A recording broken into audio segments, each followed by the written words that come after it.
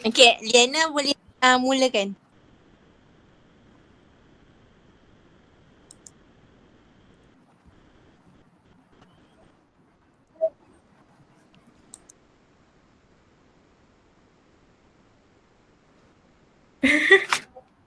Okay. Bismillahirrahmanirrahim. Assalamualaikum warahmatullahi wabarakatuh. Nama saya Nurliana Ziha binti Muhammad Hamdi. Nombor matrik 2115010.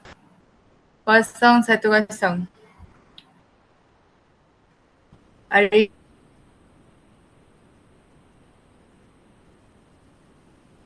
ini saya membentangkan tentang basmalah.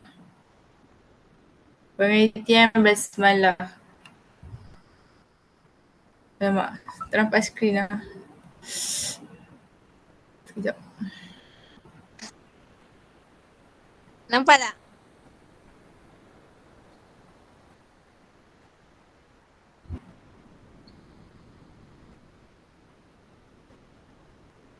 Okay, nampak. Pengertian basmalah. Pengertian basmalah adalah ucapan Bismillahirrahmanirrahim yang artinya dalam menyebut nama Allah yang Maha Pengasih lagi Maha Penyayang. Maksudnya adalah aku mulai bersyariku yang memohon pertolongan kepada Allah. Menurut ulama, awal maknanya kekuasaan dan pertolongan orang yang melafazkan Bismillah sebelum memulai sesuatu, menyiapkan perbuatannya atas dasar kekuasaan dan pertolongan Allah. Yang kedua, Bismillah diucap sebagai bentuk pengakuan bahawa Allah merupakan sang penguasa alam semesta yang agung. Bismillah juga mengandungi dua sifat Allah iaitu Ar-Rahman yang bermaksud Maha Pengasih dan Ar-Rahim yang bermaksud Maha Penyayang. Yang seterusnya ialah hukum-hukum basmalah.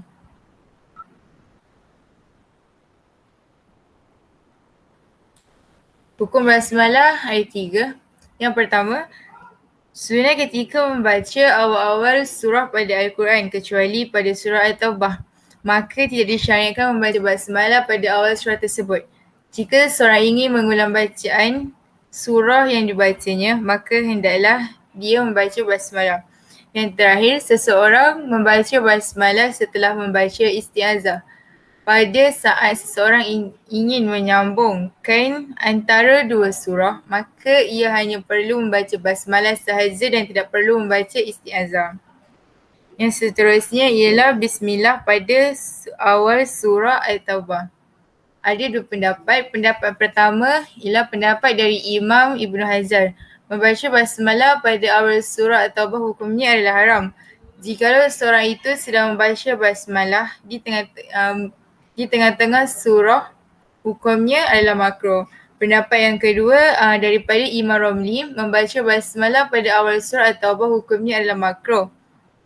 Sedangkan seseorang itu membaca di tengah-tengah surah At-Taubah hukumnya mubah kerana surah ini menceritakan tentang kaum musyrikin.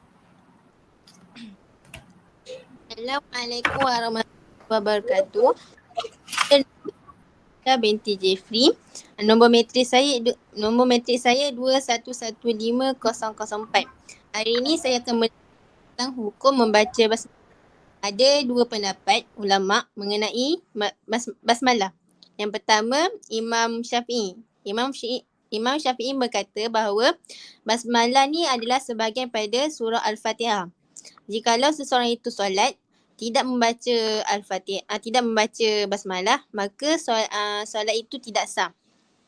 Pendapat yang kedua, Imam Malik. Imam Malik berpendapat bahawa basmalah ni bukan daripada sebahagian pada surah Al-Fatihah.